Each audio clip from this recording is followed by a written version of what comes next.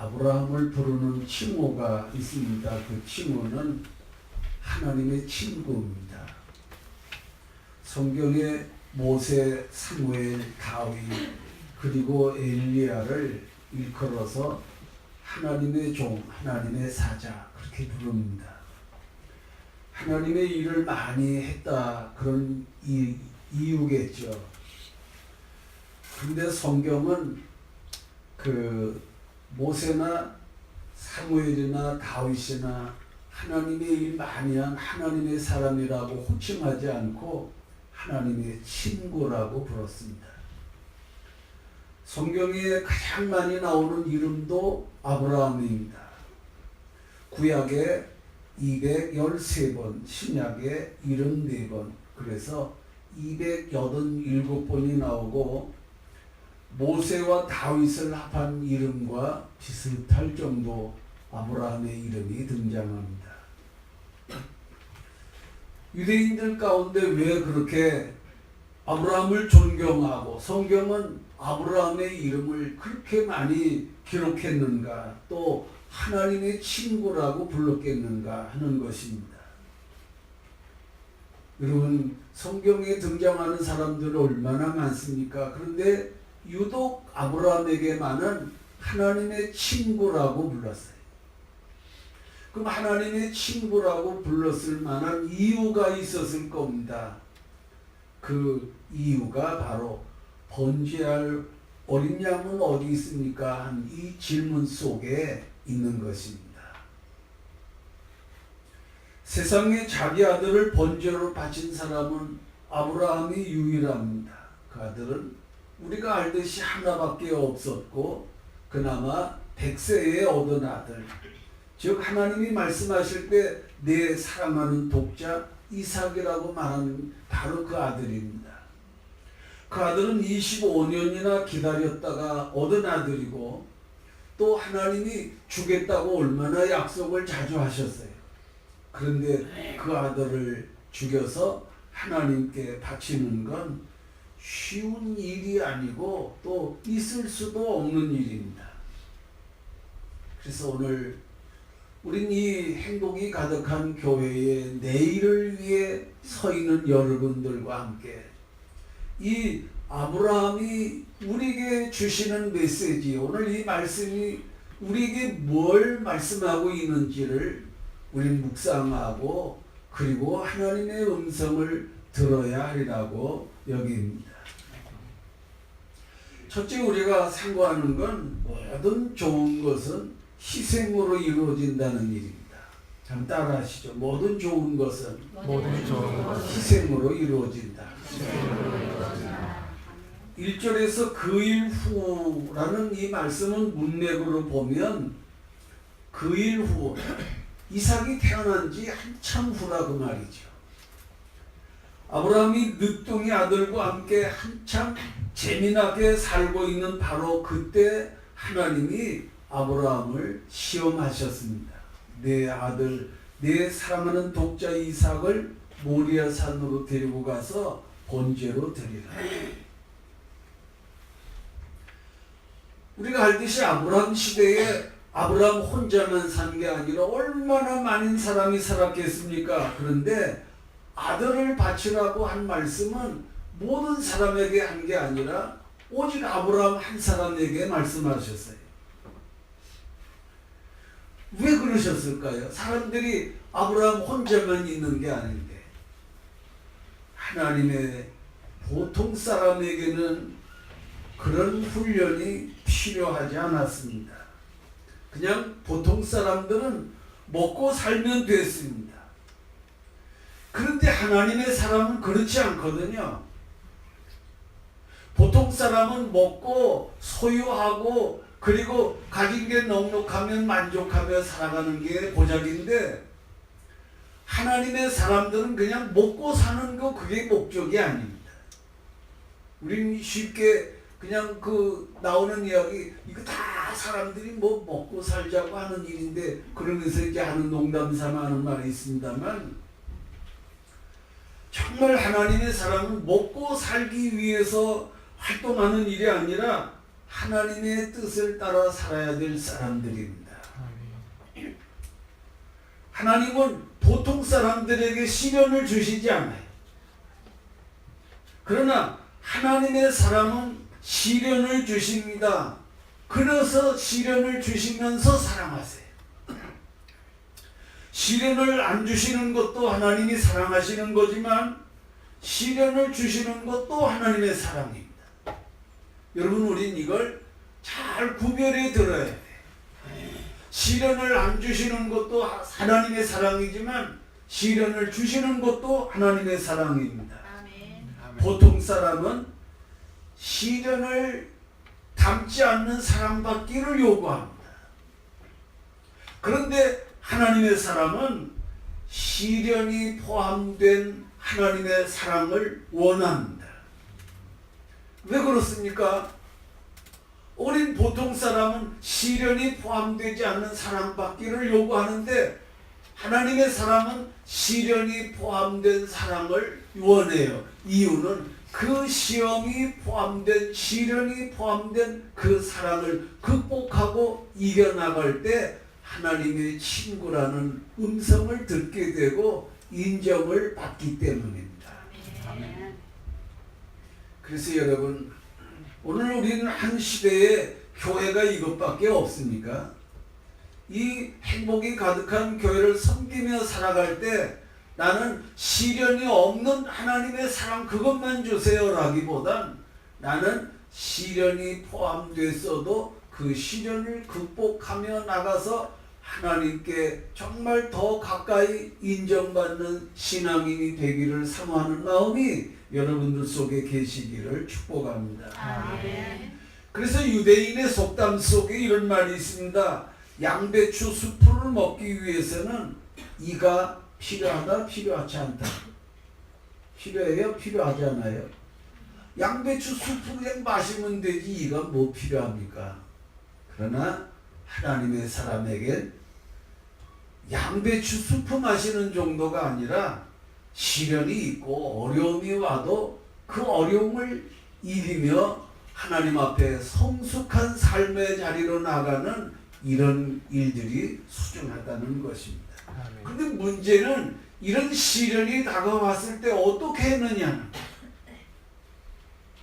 이런 시련이 다가왔을 때 아브라함은 그 말씀 보면 다음에 아침에 일찍 일어났다 그래요.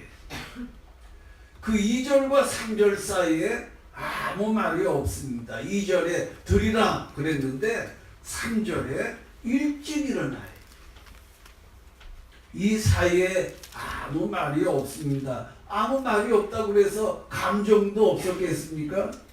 그렇진 않았을 거예요. 하나님이 드리라고 그러는 게 어떤 걸 드리라고 그래요? 그런데 3절에 아침에 일찍 일어나. 그 사이에 엄청난 감정의 변화 또 소용돌이가 있었을 텐데 아침에 일찍 일어나야 그랬어요. 여러분, 이게 바로 성경이 말하는 믿음입니다.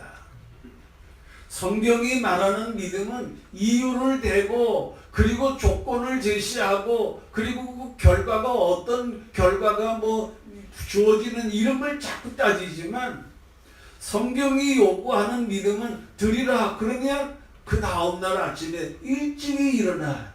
이게 성경이 요구하는 믿음입니다.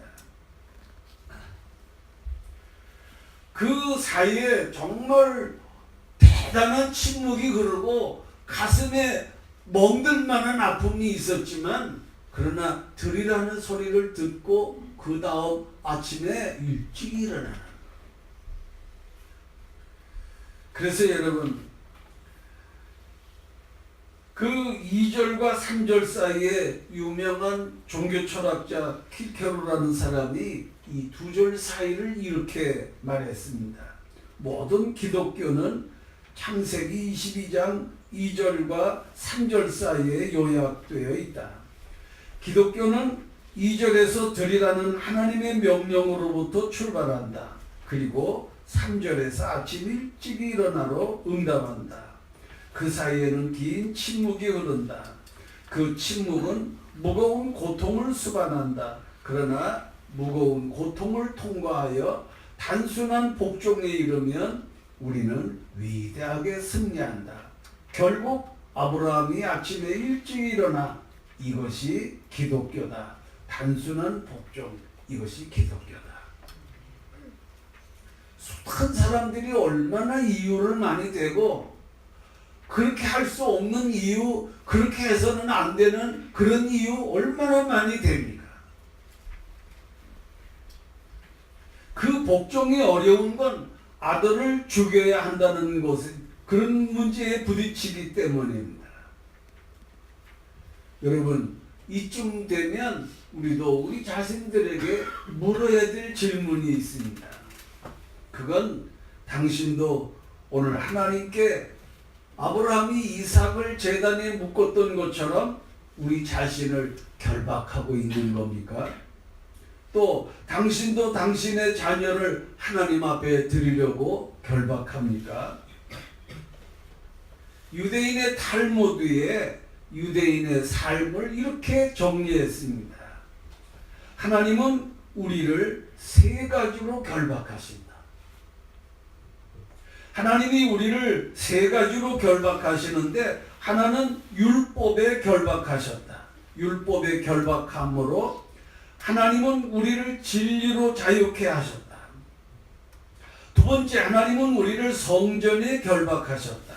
성전에 결박하심으로 하나님은 우리가 사는 모든 세상에서 예배자로 살게 하셨다. 그리고 세 번째, 하나님은 우리를 안식일에 결박하셨다. 안식일에 결박하심으로 하나님은 우리에게 모든 날이 하나님의 거룩한 날임을 깨닫게 하셨다. 여러분, 아브라함이 그 이삭을 결박한 것처럼 오늘도 우리가 행복한 교회에 정말 중요한 축을 이룰 멤버가 되려고 한다면 이 결박하는 일들이 필요합니다. 하나는 하나님 말씀에 결박하는 일입니다. 하나님이 가라 하면 가고 드리라 그러면 드리고 멈추라 그러면 멈추는 우리의 판단 그리고 우리의 경험 얼마나 많겠습니까? 그런데 하나님의 말씀에 우리를 결박하는 일이죠. 그리고 하나님의 성전이 우리를 결박하는 일입니다. 내가 네게 지시하는 한 산 거기서 그를 번제로 드리라. 그 산이 모리아 산인데 훗날 다윗이 예루살렘 성전을 세웠습니다. 모리아라는 말의 뜻은 하나님이 나타난다. 그 뜻입니다. 여러분, 하나님이 어디든 계시겠죠. 하나님이 안 계시는 곳 어디 있겠습니까? 그런데 모리아산, 하나님이 나타나시는 곳, 내가 살아가면서 어디서든지 하나님을 만날 수 있지만 그러나 내가 하나님의 성전에서 하나님 사모하며 내 마음을 하나님 앞에 모을 때 그때 하나님을 만나는 일들이 얼마나 그 많은 경우겠습니까? 모리아산 바로 거기는 내가 하나님 만나는 곳입니다. 성전에 결박하는 건 내가 바로 이 성전에서 하나님을 만나는 곳이기 때문입니다.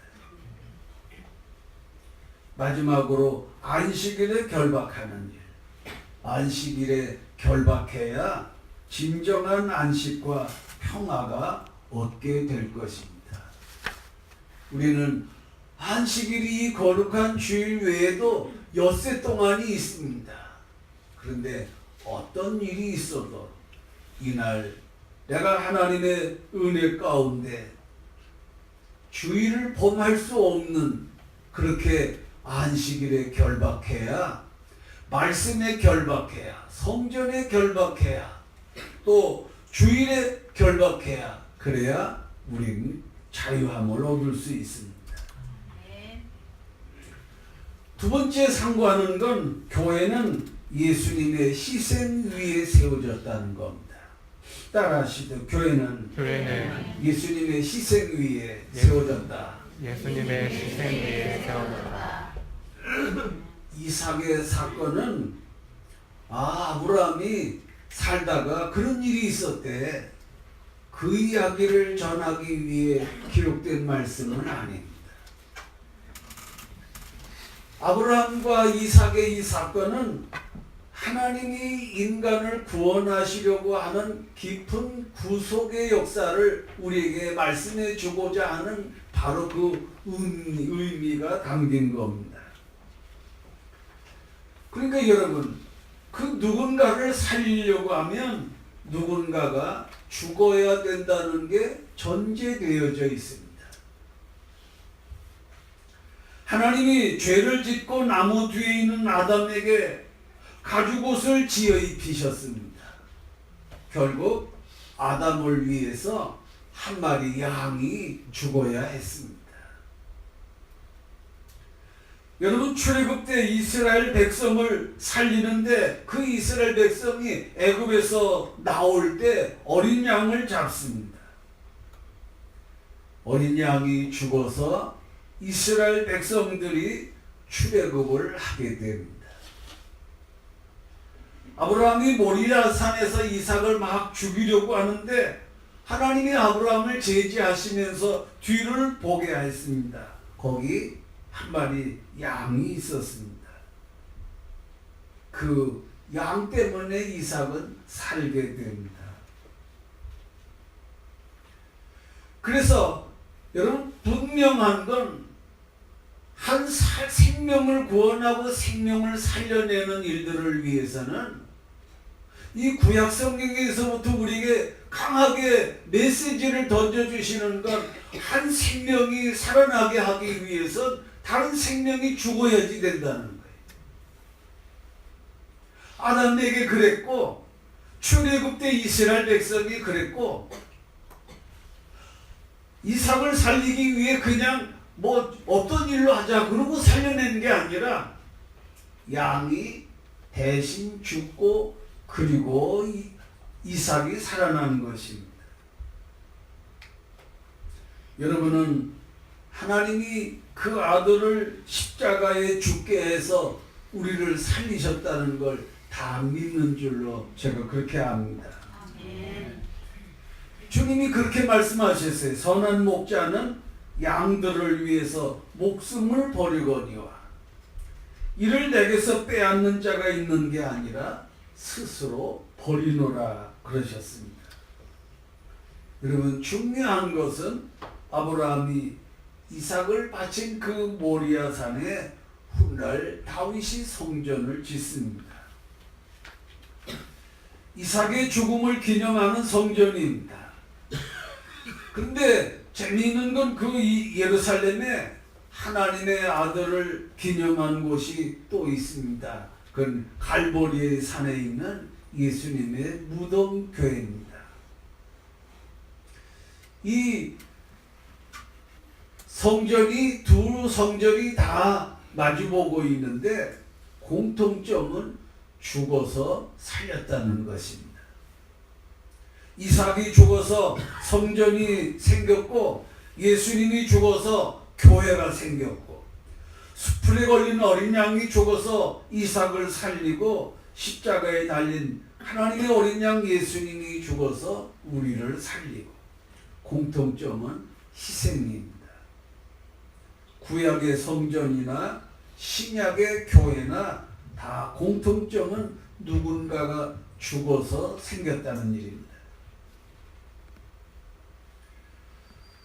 여러분, 아름다운 교회는 산상수훈만 가지고 교회가 되는 거 아닙니다. 여러분이 알듯이 힌두교인 간디도 산상수훈을 얼마나 좋아했는지 모릅니다. 산상수훈만 가지면 교회가 되나요? 아닙니다. 예수님의 비유만 가지고 교회가 됩니까? 그렇지 않습니다. 병든 자를 고치고 죽은 자를 살린 것 가지고 교회가 됩니까? 그렇지 않습니다. 여러분, 무당이나 다른 종교에서도 병자 고친다는 일을 얼마나 많이 합니까? 이런 산상수훈만 가지고도 교회가 안 되고 비유나 좋은 가르침으로 교회가 되는 것도 아닙니다. 병자가 고쳐지고 죽은 자가 살아났다는 거, 그것 가지고도 교회가 되는 게 아닙니다. 여러분, 우리가 집안에 주변에 많은 사람들에게 좋은 일, 그런데 그 좋은 일 가지고만 교회가 세워지는 건 아닙니다. 하나님이 자기 피로 사신 교회를 보살피게 하셨느니라. 예수님의 피 없이는 교회가 될 수 없습니다. 마지막으로 여러분, 중요한 말씀은 하나님은 오늘 우리에게 희생을 요구하신다는 겁니다. 따라합시다. 하나님은 오늘 우리의 희생을 원하신다. 오늘 우리의 희생을 원하신다. 여러분, 중요한 건 예수님의 피로 세워진 교회는 여전히 피를 필요로 한다는 일입니다. 창세기 22장 5절에 아브라함이 이삭을 가리켜 말한 아이 그랬어요. 아이라는 말은 히브리어 원어로 말하면 건장한 청년을 말합니다. 그건 이삭의 나이를 역추적해봐도 나이가 어리지 않다는 걸 알게 되는데, 사라가 죽을 때 나이가 127세입니다. 이삭이 나이를 역추적한다면 어머니가 127세였다면 90세에 이삭을 낳았으니까 어머니 죽을 때 이삭의 나이가 37인 셈입니다. 그러고 보면 이삭이 힘이 없어서 잡혀 죽은 게 아닙니다. 아버지에게 힘이 모자라서 붙잡혀 갖고 어쩔 수 없이 도망칠 수 없어서 잡혀 죽은 게 아닙니다. 아버지보다 힘이 약해서 붙들릴 수밖에 없고 묶일 수밖에 없고 그리고 칼에 죽을 수밖에 없는 입장이 된 게 아닙니다. 아브라함이 이삭보다 27이나 더 많은 그런 입장으로 본다면, 여러분, 이삭이 아버지를 밀치고 도망가려고 한다면 얼마든지 할 수 있었던 겁니다. 그런데 그가 결박당하고 제단 위에 올려지는 건 이삭이 자발적인 행위였습니다. 다시 말하면 이삭이 희생을 담았다는 일입니다. 여러분, 얼마든지 도망칠 수 있는 그때 이삭이 아버지에게 잡혀들였고 결박당해 들였고 거기에 이삭의 희생이 담긴 것입니다. 오늘 여러분, 우리의 신앙의 세 가지 기본적인 방향을 제시한다면 많은 사람이 교회에 다니는 이유를 행복하기 위해서라고 말합니다. 오늘 행복이 가득한 교회의 그 행복과 제가 말하려고 하는 행복은 아마 의미가 많이 다르리라고 생각합니다. 사실 교회에 오면 기쁘고 행복합니다. 그런데 여러분, 교회에 오는 이유는 단지 행복해지기 위해서만은 아닙니다. 레리 크랩이라는 사람이 이렇게 말해요. 오늘날 교회는 교회 가면 행복한 삶을 얻을 수 있다는 게 주 메시지다. 그런데 그 메시지 때문에 교인 수는 늘어나지만 크리스천은 줄고 있다 그랬어요. 여러분, 교회에 오면 행복해진다라는 이 메시지 때문에 교인 수는 늘 수 있는데 정말 그리스도의 사람은 줄고 있다고 말하는 겁니다. 여러 가지 면에서 생각해야 합니다. 소위 성공했다는 교회에 공통점이 있다면 그건 듣기에 매우 유쾌한 이야기들을 들려주고 쇼맨십 같고, 그리고 정말 그 모든 들은 이야기를 듣고는 까르르 웃고, 그리고 다 스트레스 해소된 것처럼 돌아오게 되는 바로 그런 문제들입니다. 우린 행복해지기 위해서 교회에 오는가? 이삭이 아버지를 위해 희생했다는 건 염두에 두고 우린 생각합니다. 교회는 행복보다 더 큰 게 있는데 그게 바로 뭔가 하면 거룩입니다.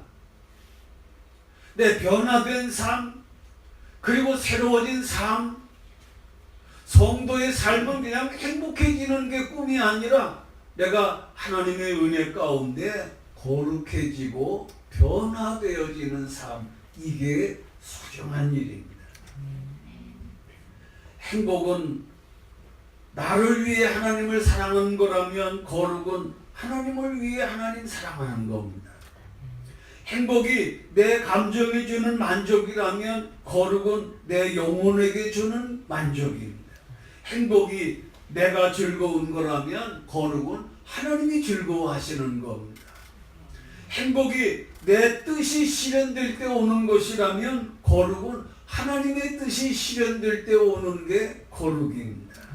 그래서 우리는 처음에야 내가 행복해지기 위해 발걸음을 교회로 옮겼다 하더라도 점점 성숙해져 가며 나는 행복을 목적 삼아 왔던 내 걸음이 내가 거룩한 삶, 성화된 변화된 삶의 자리로 나가기 위해 한 걸음 더 내디뎌야 하리라고 생각됩니다. 그리고 세 번째, 우리가 정말 그 세 가지 기본적인 신앙인의 방향 가운데 마지막은 희생입니다. 행복이 나를 위해 하나님 사랑하는 거라면 희생은 바로 세상을 위해서 하나님 사랑하는 겁니다. 희생은 우리로 하여금 나를 벗어나서 남을 살게 하는 겁니다. 하나님께 받은 사랑을 다른 사람에게 돌려주고 나누어주는 겁니다. 제가 이 허리 수술을 하기 전에는 산을 다람쥐처럼 다녔는데 지금은 둘레길을 가는 정도입니다. 둘레길을 가는데 어느 날 한 사람이 서서 선생님 조심하세요. 그리고 보니까 벌집이 있어요.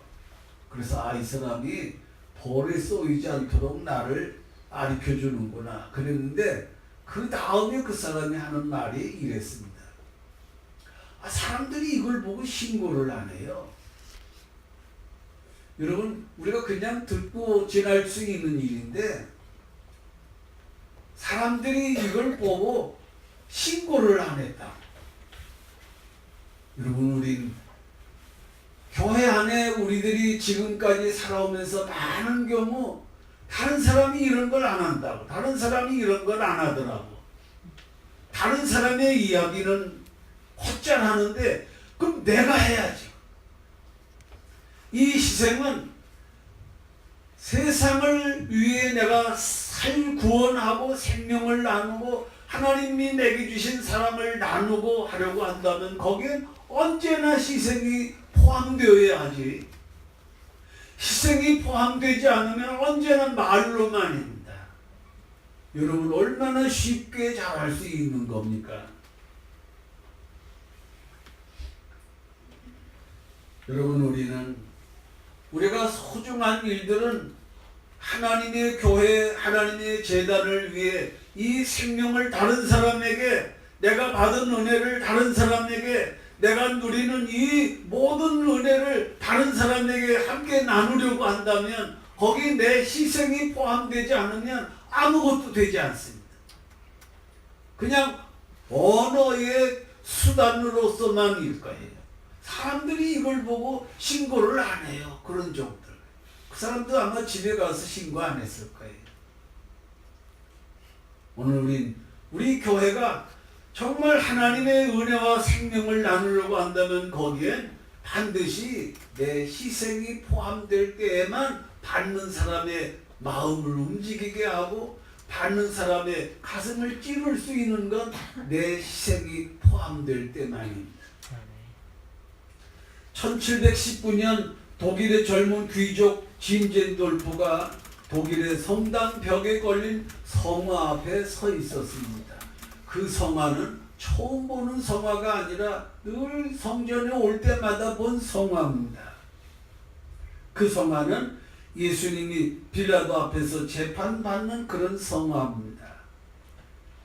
그런데 그날따라 이 진젠돌프가 성화를 보는데 성화 속에 예수님이 이 진젠돌프에게 외치는 음성이 진젠돌프의 가슴에 들렸어요.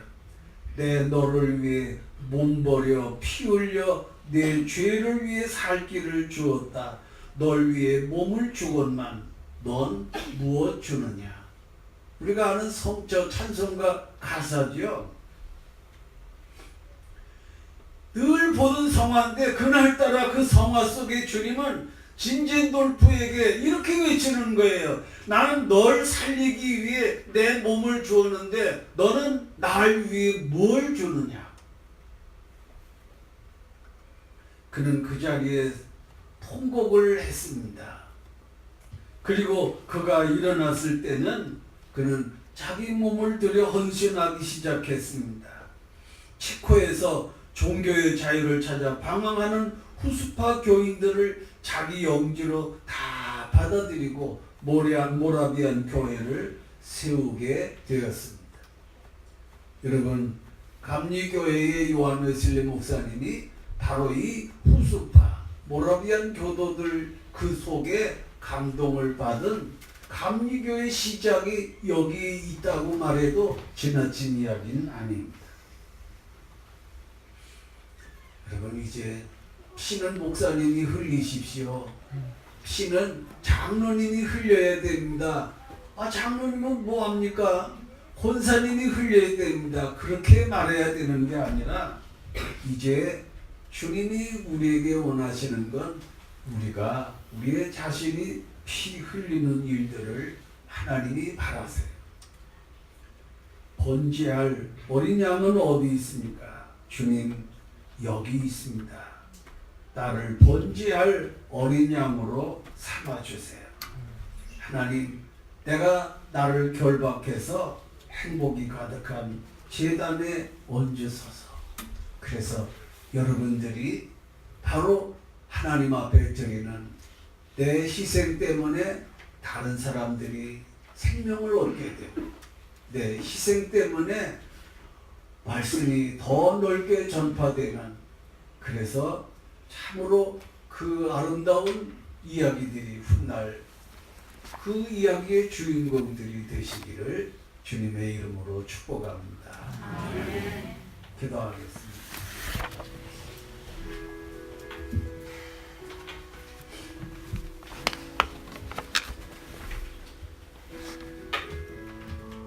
감사하신 하나님, 우리는 나 모르는 사이에 피는 희생은 네가 하고 아무개가 해야 하고 나는 입으로만 희생을 대신하는 그런 삶을 얼마나 많이 살아왔는지 모릅니다. 그래도 아무런 마음에 가책이나 아픔을 느끼지 못하며 지내왔는데 하나님은 끊임없이 우리에게 번제할 어린 양이 어디 있느냐고, 하나님은 오늘 우리에게 모든 좋은 게 다 희생으로 말미암았고 한 생명을 살리기 위해서는 죽음이 있었는데 오늘 우리의 희생이 하나님이여 오늘 우리를 결박하여 이 행복이 가득한 제단에 얹고 하나님의 역사를 기다리는 복되고 아름다운 종들로 삼아 주시옵소서. 아멘. 하나님, 성지순례관 담임 목사님과 5개 목사님 모든 일정을 지키고 인도하여 주시옵소서. 아멘. 하나님, 오늘 드린 이 예물들을 하나님이 연락하신 줄로 믿습니다. 아멘. 하나님, 그 손길들마다 그 가정과 기업 위에 하나님이 원하시는 일, 하나님이 기뻐하시는 일, 하나님이 축복하심으로 말미암아 나타나는 증거가 가득하게 하옵소서. 이제는 우리 주 예수 그리스도의 은혜와 하나님 아버지의 무한하신 사랑하심과 성령의 감화 감동 충만하신 역사가 이 재단과 섬기는 모든 종들 위에 계시기를 간절히 축원하옵나이다. 아멘.